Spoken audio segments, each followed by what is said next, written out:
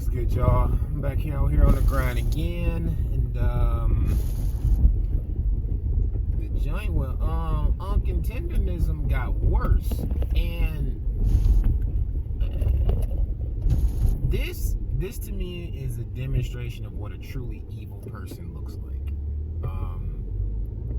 So I did the last video after I saw the whole joining them on the podcast, and I paid attention to some of the stuff that the owner guy was saying and the way he was answering some questions or whatever. And I got a feeling when I watched that one that he was jealous of the fact that Unk was getting all this attention and all this notoriety that he felt like should have been his. He wanted that money. This is how I felt anyway. I felt like he was mad because Keith Lee wanted to lead that tip, and I felt like he wanted the money, and he wanted the fame and notoriety. He wanted his face out. So, moving along, you know, it's still in the algorithm. People still talking about it, and now, come to find out, this dude has went out and tried to trademark the phrase tendernism. Now, a lot of people will say, oh, well, if that's his restaurant, that he should be able to, and this, that, and the third. But this happened at the same time, or around the same time, that the Unk guy stopped working there. And apparently, like, went back home to go back and live with his family or move away or something like that. So, here's why I say this is a truly evil man. Because if Unk just want to spend his retirement just cooking some good food, any of his family members or friends or himself could have opened up a restaurant back home wherever he went to move to.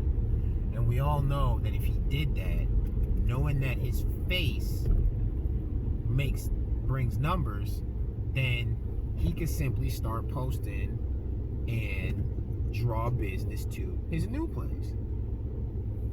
But if this guy at the other place trademarks it, then Unk can't say his own phrase that he made up.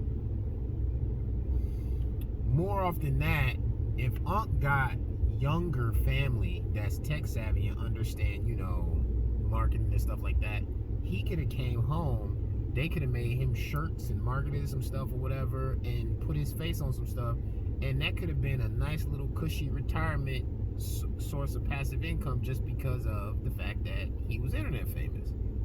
They can't do that if tendernism is trademarked by somebody else.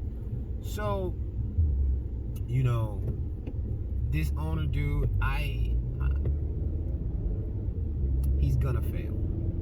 His business as a whole is gonna fail, and it's just, this is probably an indicator as to why it failed the first time, because he had a previous location and they ended up moving. And my wager on that is he failed once and he'll fail again. And the reason is because he's selfish and he's greedy. He wants all the money, plus all the attention, plus all the credit, plus all the notoriety. And when anybody else gets it, he'll sabotage. He sabotaged this man out of his phrase. He sabotaged this man out of $4,000. When that man built his following for him, because nobody would have known who that place was, and his response to that is to send him packing back to where he lived. And I don't know what the situation is to why he moved, but what I do know is, if somebody asks you directly if y'all are partners and you don't say yeah, then you're not. He tried to pivot with the we don't talk finances, and I'll let him speak for himself, knowing that the tendernism dude is old and he ain't all the way there when it comes to forming sentences. You could have just answered that. So I hope that, you know, they get the whole thing together to where they can secure that phrase for Unk, whatever, I forget his name. And, you know, make sure he gets done proper, but that original older, that's an evil guy. Hopefully people stop going there, hopefully. And I know that might sound crazy that I'm saying hopefully people don't go to his business, but he's an evil dude. That's the only way you're gonna learn. So, like I said, hopefully everything works out for Unc. Whatever happens to the other guy, I'm not rooting for him. Just because, like I said, you gotta be an evil person to do somebody like that when they benefited you, especially an elderly person. Peace.